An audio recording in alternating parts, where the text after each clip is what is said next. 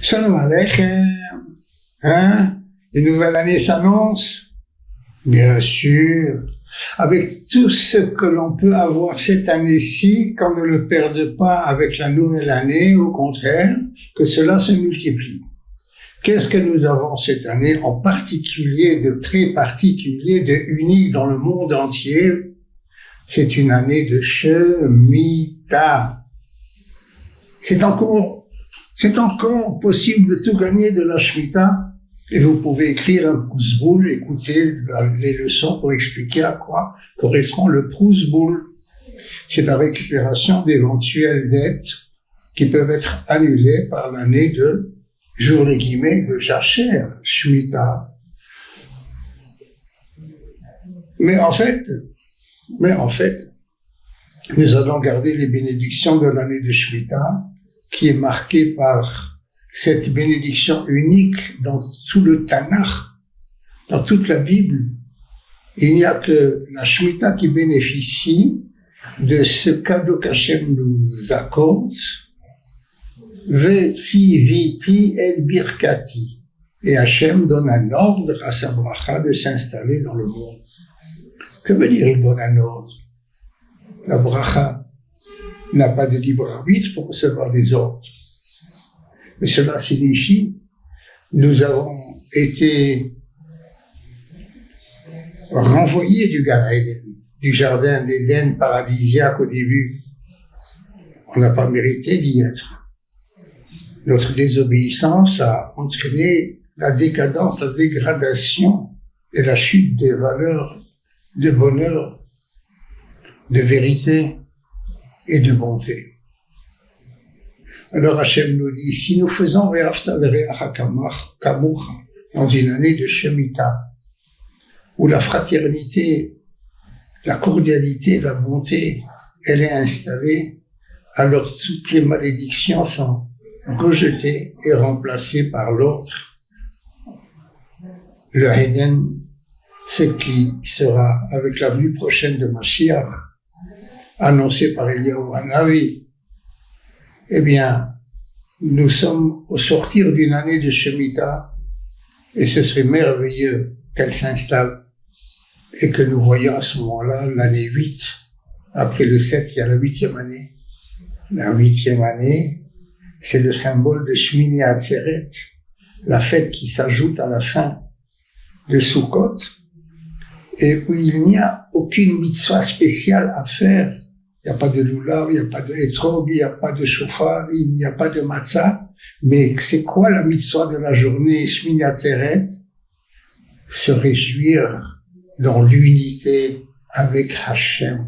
Il y a un seul Dieu, et il nous dit, il y a un seul peuple qui a été choisi et capable de faire réussir la création. C'est nous, Israël. Le Karata et Shemo Yeshurun, nous disons ça dans la prière.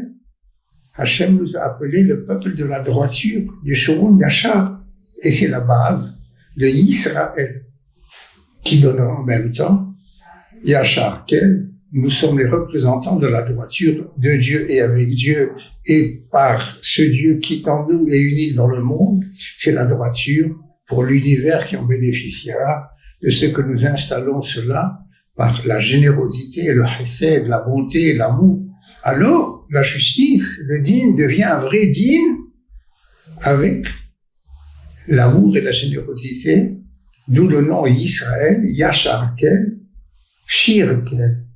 Nous devenons le chant de Dieu dans le monde. Parce que notre année s'ouvre dans 2 mois différents, en Tishri et en Nissan. Tishri, c'est le dîme, l'exigence de la loi. Nissan, c'est l'offre de l'amour et de la bonté. Le clan d'Israël en fait la symbiose et non pas la synthèse. Parce que la synthèse veut dire un peu de l'un et un peu de l'autre. On a mélangé les deux. Mais quand je dis le symbiose, je prends entièrement les deux et je les mélange. Et l'ensemble de dîme, l'exigence, et de l'amour, qui est le chesed, la bonté, cela nous donne le Tiferet. l'harmonie voulue par Akadosh Baruch Hu.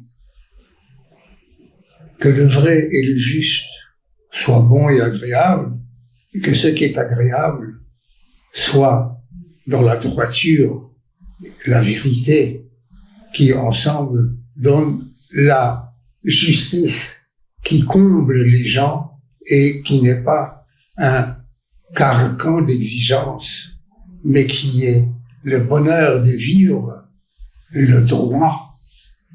Et quand on vit dans le droit, il n'y a rien de tordu, rien de mauvais. C'est au contraire le partage qui devient une multiplication de ce qu'Hachem met à nos dispositions, parce que toutes les facultés positives que l'amour de Dieu nous accorde arrivent à se reproduire et à devenir quelque chose de tout à fait productif et de réussi. L'Iratson, qu'en cette veille d'une nouvelle année, au sortir de celle de la Shemitah, qui est le symbole de l'amour dans le partage et du partage par la multiplication des déchets, d'introduire la propriété pour tous, venant de Hakadosh Baruch Hu, étant dans l'unité et l'unicité avec Hakadosh Baruch Hu, pour chasser du monde toutes les fractures, toutes les divisions et toutes les choses accidentelles dont nous avons la charge d'offrir la guérison et la réparation. Il raisonne que dans cette veille d'une nouvelle année, Shana Tova Umetuka, Ketiva V'Chatima Tova, une année qui s'annonce nouvelle et douce, douce comme le miel, c'est-à-dire que nous avons une transformation passive de ce que l'on peut butiner dans ce monde et le rendre doux et agréable sans l'avoir intégré dans l'organisme, comme l'abeille ne l'intègre pas dans son organisme, mais pourtant, il lui offre la transformation à travers son butinage. Et à ce moment-là, c'est la seule chose que l'on peut imaginer, que c'est la production d'un insecte qui est permise à consommer. Parce qu'en fait, il transforme, mais il n'a pas intégré. C'est ça la bonté. Tu transformes, tu offres tes capacités de rendre consommable et agréable ce que l'on croit qui ne te revient pas, parce que ce n'est pas ta nourriture, mais tu t'en sers pour l'habitation de tous les saints.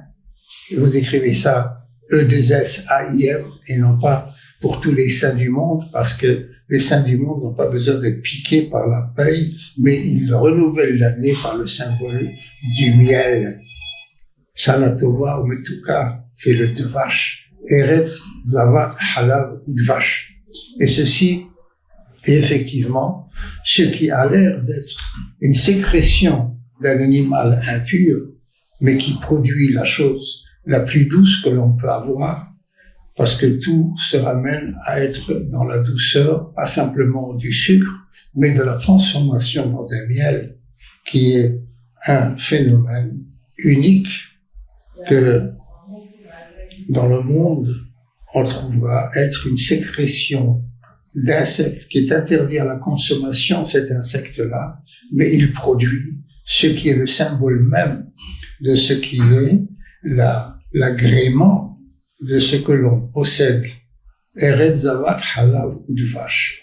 C'est-à-dire deux choses que la vie animale produit, que normalement on n'aurait pas le droit de manger. Ce que la vache peut produire de son vivant aurait dû normalement rester interdit, parce que Ever Minachai, production pendant le vivant, n'est pas permis de manger. Les animaux cachés, les brebis, les moutons, les vaches, le gros bétail et le petit bétail, ont des signes d'être cachés, mais cela demande la shrita. On n'arrache pas quelque chose qui s'appelle Ever Minachai, Hayotse Minachai, couper un morceau du vivant est interdit de manger même à quelqu'un qui n'est pas juif. Le Ever Minachai fait partie des 7 mitzvot dont toute l'humanité doit le respect. on ne découpe pas quelque chose sur un vivant pour le consommer. Les animaux doivent être, on va dire, faire la shechita sans qu'ils souffrent. Ceux des peuplades qui n'ont pas la mitzvah de shechita, mais l'animal ne doit pas souffrir quand on veut le consommer. Et voici que on lui prend de son vivant le lait que la Torah nous permet de prendre et qui est le symbole. Le miel est aussi une sécrétion d'un animal de l'abeille qui butine le végétal et le transforme en une production par le vivant. Le vivant qui a cet avantage sur le végétal, c'est qu'il peut se déplacer. Et l'abeille est le symbole des compositions dans la nature, du mélange du butinage et les différentes sortes de production de miel à travers le monde sont bien estimées et j'espère on ne triche pas avec un peu de glucose ou d'autres matières pour gagner un peu plus d'argent à la vente. Donc par conséquent, le miel qui est une production à la fois du sol, du végétal inerte, avec le vivant qui se déplace et qui vole, et qui parfois se défend lorsqu'il pique. Eh bien, ce miel-là est pris comme le symbole de ce que le pays qu'Hachem nous accorde, et au sortir d'une année de Shemitah, il faut le souligner, la récolte, lorsque nous méritons, lorsque nous sommes généreux avec les autres, parce que l'année de Shemitah, nous partageons ce qui est la production de nos propriétés, c'est la propriété de tout Israël, et nous sommes les invités les uns chez les autres, tout comme Akadosh Baruch Hu possède tout et nous invite à consommer ce qu'il met à notre disposition. Ainsi, nous sommes les délégués d'Hachem pour partager avec les voisins et les amis, et ignorer qu'il y en a qui ne sont pas des amis, on les laisse aussi venir prendre ce qui pousse sur nos propriétés mises à la disposition de tout le monde. Cette unité de bonté est le symbole même de ce qu'on attend aujourd'hui même avec la venue de Mashiach. Si vous y croyez, c'est bien. Si vous n'y croyez pas, arrangez-vous pour y croire, parce que c'est la meilleure solution pour recevoir de Akadosh Baruch Hu au jour de Rosh Hashanah, un jour de jugement céleste de ce qui va être décidé à offrir au monde entier. Et dans le moment du début du jugement de ce qui va être offert, c'est le début de la décision du Beddin d'Israël de dire aujourd'hui commence le premier Tishri, le jour de Rosh Hashanah, l'année en justice pour le partage juste. Ce jour de jugement du premier Tishri, qui est Rosh Hashanah, se confirme également par le 6e mois, qui est aussi le premier mois dans le cycle de la bonté qui vient modifier et adoucir les exigences de la loi. C'est Nissan, et c'est la fête de la délivrance de Pessah. Akadosh Baruch Hu montre qu'il a intervenu, il a bousculé toutes les règles de la nature, parce qu'il a créé le monde pour délivrer Israël, qu'il a sorti de ce domaine de forçat qu'a été le fait d'être asservi comme un forçat par les Égyptiens, qui aurait dû être un exemple des civilisations, mais qui a sombré dans le fait de réduire les autres en esclavage. Il a asservi l'homme par l'homme. C'est beaucoup plus grave que d'avoir à entretenir un bétail. Parce que c'est un homme qui a une âme, une réflexion, un droit à la liberté du libre arbitre, et il a la correspondance du dialogue, de la parole, et l'avoir réduit à une bête de somme qui est soumis et forcé à supporter les mauvais traitements pour fournir un travail au-delà de ses capacités, jusqu'à en mourir dans les camps de travail comme les héritiers des Égyptiens sauvages ont été les nazis maudits. Ils ont été les descendants des 7 peuplades cananéens et autres qui ont occupé un pays qui n'était pas pour eux, qui sont venus s'installer pour prendre Eretz Israël avant que le clan d'Israël s'y installe. Mais Abraham Avinu avait fait le tour du pays sur l'ordre d'Akadosh Baruch Hu qui lui dit Lech Lecha, va, quitte le côté de ce qui est le pays de Haran, de celui de sa naissance, du côté de l'Iran, de la Perse, de tous ces pays-là, pour aller à l'endroit où il y a le fleuve du Jourdain qui délimite la partie entre la mer Méditerranée et le Jourdain sur sa longueur bien au-delà du Liban dans le nord et qui va jusqu'à la mer Rouge. Et cette partie-là est un coin privilégié d'une terre qui, lorsque nous ferons mieux que ce que nous faisons déjà comme mitzvot avec l'ensemble du clan d'Israël dans l'unité, avec la croyance en Hakadosh Baruch Hu qui nous donne notre carte d'identité en tant que juif, la foi en Dieu et la loi de Dieu qui est la seule qui a valeur pour que l'homme soit à l'image de Dieu en utilisant les capacités et le bonheur de vérité et de bonté de notre neshama. Nous avons le souffle de Dieu et on donne la vitalité avec la présence divine, heureuse d'être aimé et installé là où il a le cordon ombilical entre le monde créé et le ciel doux et vivifié, ce qui a été contraint, concentré dans de la terre, dans le minéral, dans ce qui a l'air d'être la matière dense. C'est l'esprit à travers l'homme qui représente la présence divine, qui doit parler, réfléchir, installer la bonté et la justice. C'est le Tiferet, la harmonie du clan d'Israël.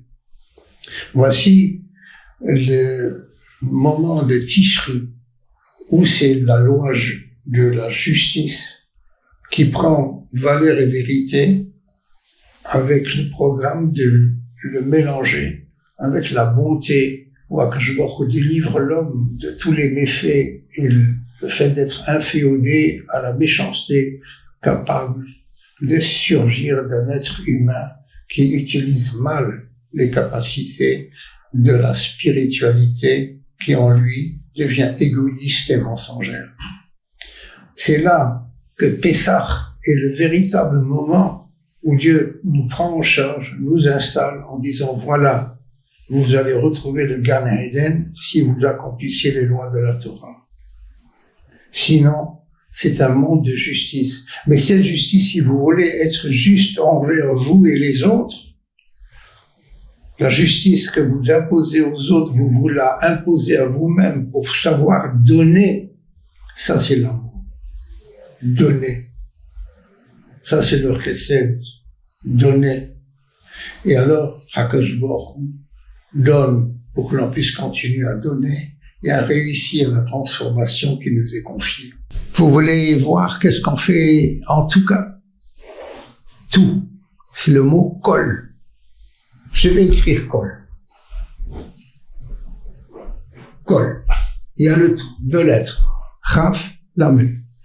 Kol vaut, d'après le chiffrage des lettres, kol 20, lamed 30, c'est-à-dire 50. nous avons l'habitude de savoir qu'il y a Chamishim Sha'arim, que le monde reçoit des compositions à partir de 50 niveaux. Et d'ailleurs, pour ceux qui se rappellent, on dit que Moshe Rabbeinu a accompli, connaissait, possédé, dominé 49 travaux des 50, et il a attendu le moment où Hachem le rappelle pour plonger dans le 50e niveau, et il n'a pas eu besoin d'un tombeau dans la terre. Il est remonté avec toute l'énergie de son corps spiritualisé. On le retrouvera dans la personne de Mashiach. Et en fait, je crois avoir étudié dans ma jeunesse, et donc je ne me rappelle pas tout à fait qui est-ce qui cite. Et cela est repris dans un développement d'un passage du Zohar. Au début du chapitre de Bereshit, c'est marqué « Veruach Elokim merachefet al penei hamayim ».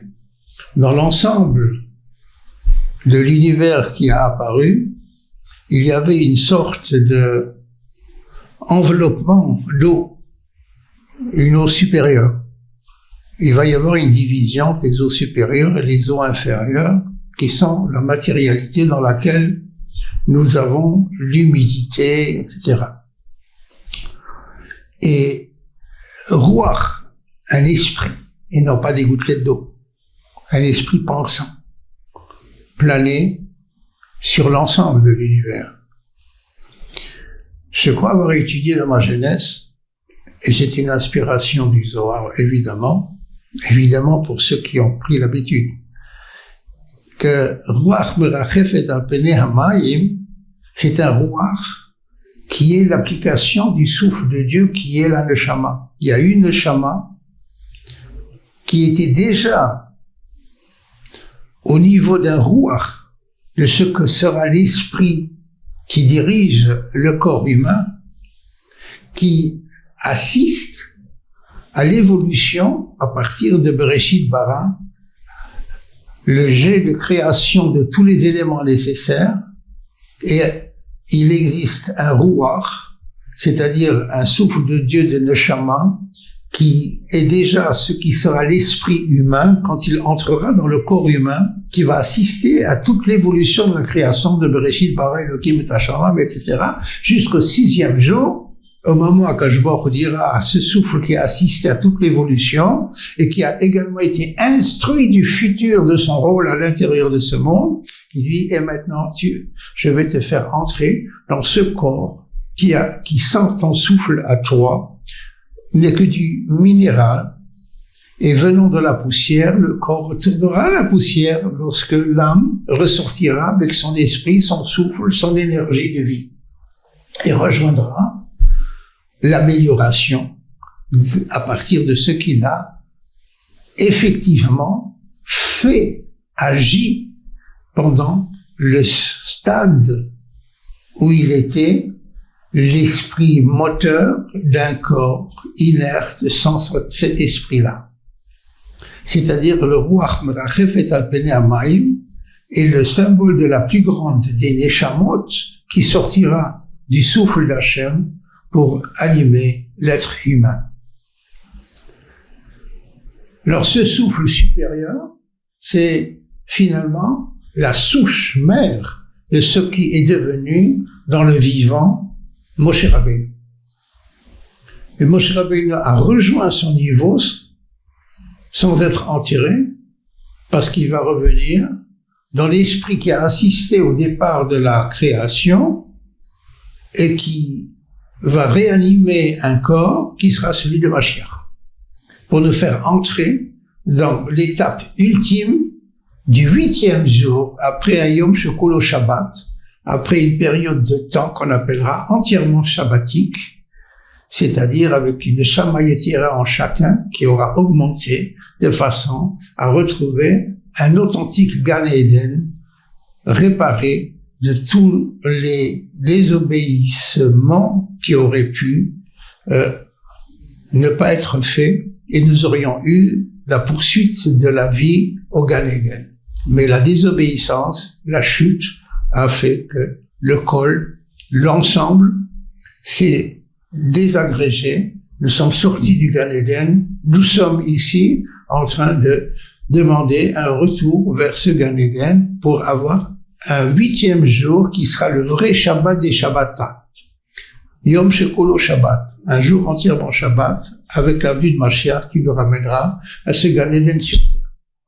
Donc nous disions que si j'écris le mot Kol, tout ce qui peut exister à notre disposition aujourd'hui, je vais faire défiler les lettres de l'alphabet pour savoir quelle lettre d'alphabet en préfixe peut faire du mot Kol un verbe, une activité. Il y a tout ça. Mais comment il s'anime, comment il produit, comment il transforme, quelle sorte de transformation est-ce possible? Alors, si je commence par la première lettre, je mets un Aleph, j'aligne en préfixe dans une ligne verticale la première lettre, j'ai un verbe tout de suite, ochel, consommer. C'est l'activité de la plus grande préoccupation de l'être humain. C'est l'instinct vital, doit se produire. Et généralement, il fait produire l'autre pour avoir ce qu'il a réalisé. Ochel, consommer.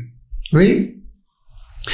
Je vais faire défiler toutes les lettres pour voir quelles sont les règles d'activité éventuellement possible. Je mets un B, Bakol. Bakol veut dire dans tout, mais c'est pas une activité. Souvent, celui qui veut tout, il est passif, même, mais c'est un fainéant. Alors, dans B, Bakol, non. Après, Vakol, comme ça n'a pas de sens, c'est pas un verbe. Je cherche les verbes d'activité. Gakol, non. Dakol, non. Hakol, tout, non, c'est pas un verbe. Oui, c'est très rare de trouver un préfixe qui fait. Alors, je vais continuer. Vakol, zakol, hakol, takol, et pas du tout d'ailleurs. Mais, parce que c'est pas un verbe. Takol, elle ne colle pas en hébreu. Alors, je vais à Yud. Le Yud, je retrouve, voilà, Yachol. Yachol. Yachol, en préfixe, c'est des possibilités. Des possibilités. Can, dans une langue britannique. Je continue, Chakol, Makol, Lakol, Sakol, etc. Je continue.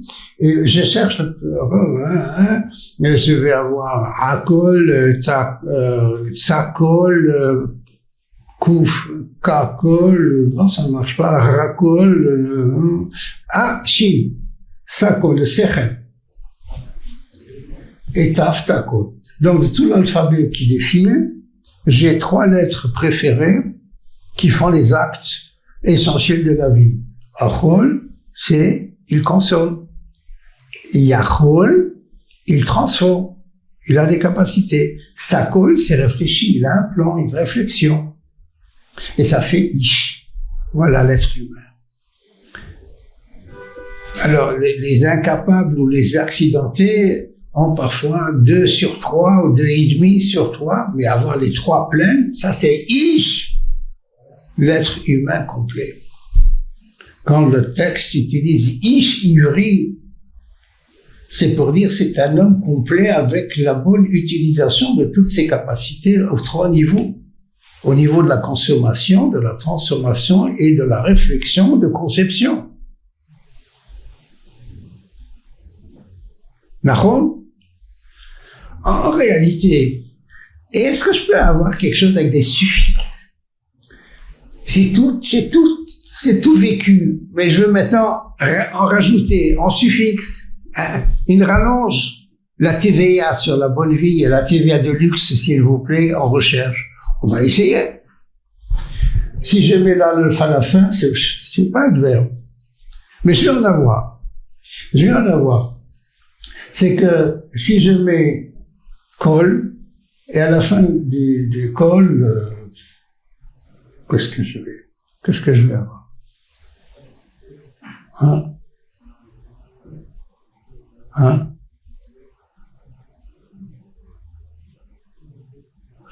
Si je mets un R, un Reich, c'est colère, mais c'est en français. Alors, qu'est-ce que je peux faire? Mais si je peux encore trouver en initial, je peux mettre le Reich. Rachol, c'est Rechilut, c'est médisance. Médire, il est un Rochel. En fait, parce qu'un Rochel, c'est un marchand ambulant. Il va de l'un à l'autre, il rapporte de l'un sur l'autre, il rapporte, le verbe rapporter. Vous voyez? Ça a un sens de mauvaise parole. Mais il y a aussi celui qui ne se contente pas de manger. Il veut tout digérer. Il a des yeux qui avalent plus gros que le ventre. Hakol, aïe. Hakol, c'est digérer. Alors j'ai l'homme qui fait des bonnes choses, et celui qui est égoïste, il décrit ce que l'autre fait, dans le sens de décrier, condamner, n'est-ce pas? Critiquer dans le sens critique, mauvais, et non pas une critique de louange. Et Hakol, il est tellement envieux qu'il veut même le digérer. Hakol. Et ça, c'est le rat, c'est le mauvais. Voilà la méchanceté de l'homme. Il critique chez les autres et il en est jaloux. Il est tellement jaloux qu'il essaie de faire des plans comment le digérer. Comment tirer un profit pour lui.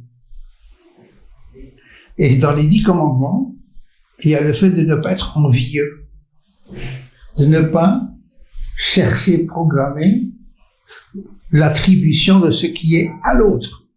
Kol asher le réach, sur tout ce qui est à l'autre, je le veux. Ça, c'est le mal. Voilà la déchéance de la bonté humaine, parce que s'il y a un égoïsme, et finalement,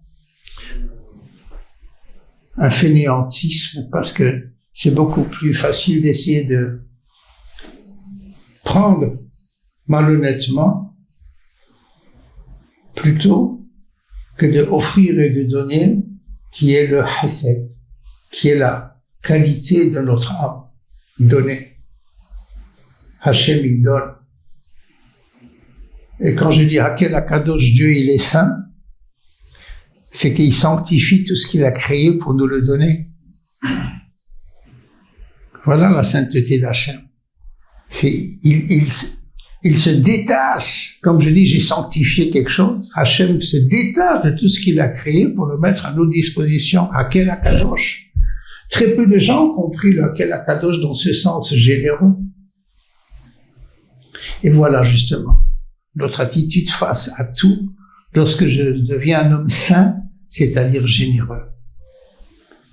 Le homme qui croit que la sainteté et le fait de se priver, d'avoir une vie, le refus de toutes les choses, sans en faire profiter les autres et sans se sanctifier lui pour le bonheur des autres, je dirais, il est à côté de la plaque.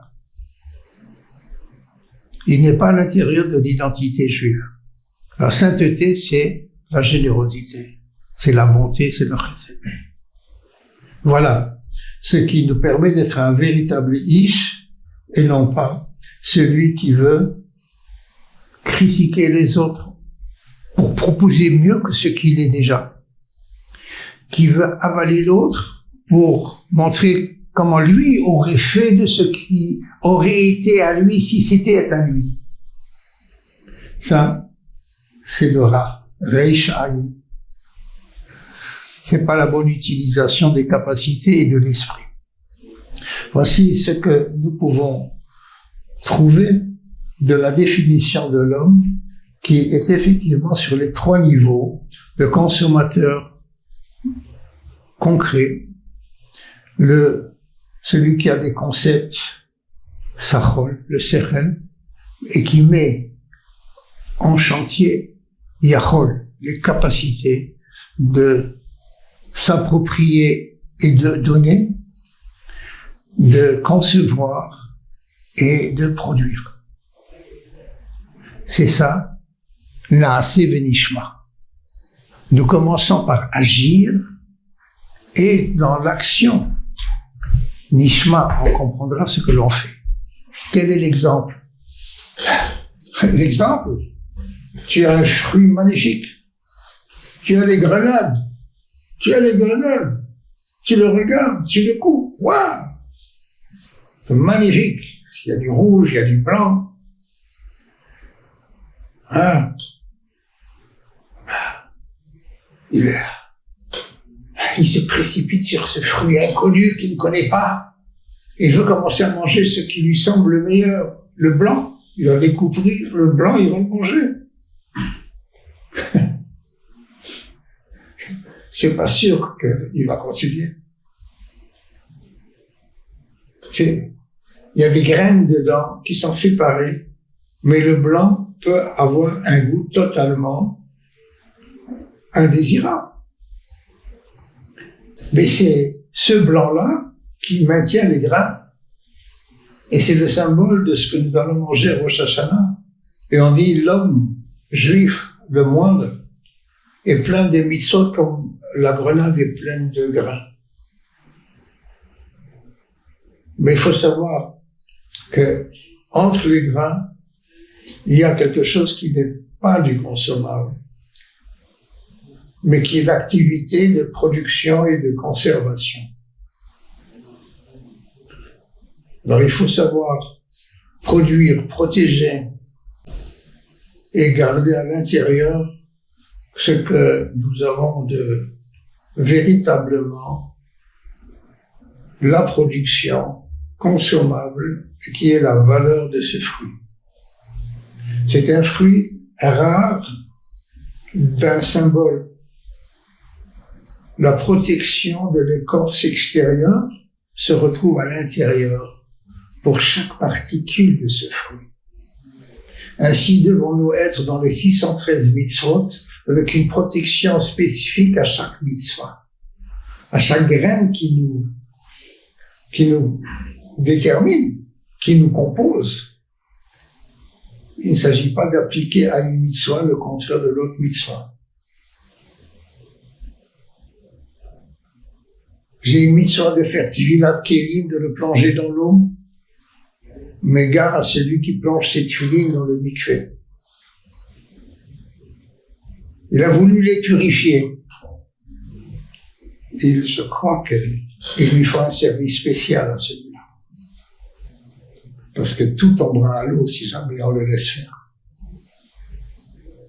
Donc les mêmes gestes, il faut savoir où, quand, comment et par qui les produire.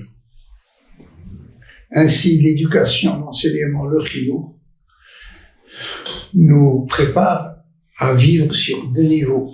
L'année qui commence en Tishri et l'année qui se poursuit en Nissan. L'année qui débute en Nissan et qui se renforce en Tishri. Parce que ce sont les deux jambes avec lesquelles on avance, la droite et la gauche, le Hesed et le Din. Et nous avons le centre de gravité qui est le Tiferet, la harmonie que Yaakov Avinu a composé et il a mérité pour nous et sa descendance à lui le mérite de s'appeler Israël. Nous avons dit Naaseh Venishma, nous ferons les mitzvot et nous comprendrons. Qu'est-ce que nous avons dit? Je mange et je comprendrai le goût de ce que je mange. Ça ne suffit pas de regarder et je me contente, parce que tu ne sauras jamais le goût que cela a si tu ne l'as pas goûté. Or, la raison de la mitzvah, comprendre la mitzvah, c'est le ta'am, le goût. Naaseh, tu as fait les mitzvot. En faisant les mitzvot, elle fait comprendre au conscient ce qui est dans la valeur de l'ordre donné d'Hachem dans l'âme dont ton esprit est déjà préparé à le développer. Voici ce que nous avons à souhaiter avec le Shana Tova en Metuka. En Metuka, c'est la douceur du miel, C'est-à-dire que quand j'ai plongé de la viande dans le miel, il reste longtemps dans le miel. Les fibres se sont transformées et c'est un ensemble d'une autre consistance, mais tout goût de miel. L'homme qui se baigne dans Torah Mitzvot, il devient entièrement bon et vrai et bon, sans qu'il y ait de contradiction. Il a été entièrement transformé dans le miel, comme les fibres de viande, je dirais des fibres rouges qui deviennent des fibres blanches, ou couleur de miel. Voici ce qui peut être une explication quand nous souhaitons que Tiva Vahatima Tova, c'est-à-dire que la prescription au départ qui est voulue est confirmée à Yom Kippour. Parce que beaucoup de personnes, au jour du jugement de Rosh Hashanah, risquent d'être mis en sursis. Vous avez déjà entendu cette histoire-là. C'est que les 10 jours de Teshuvah, les 10 jours de pénitence pour regretter ces mauvaises actions, ces mauvais désirs, parce que les mauvaises convictions et entêtements à vouloir faire ce qui ne me plaît pas, mais je suis libre. Donc il est révolté.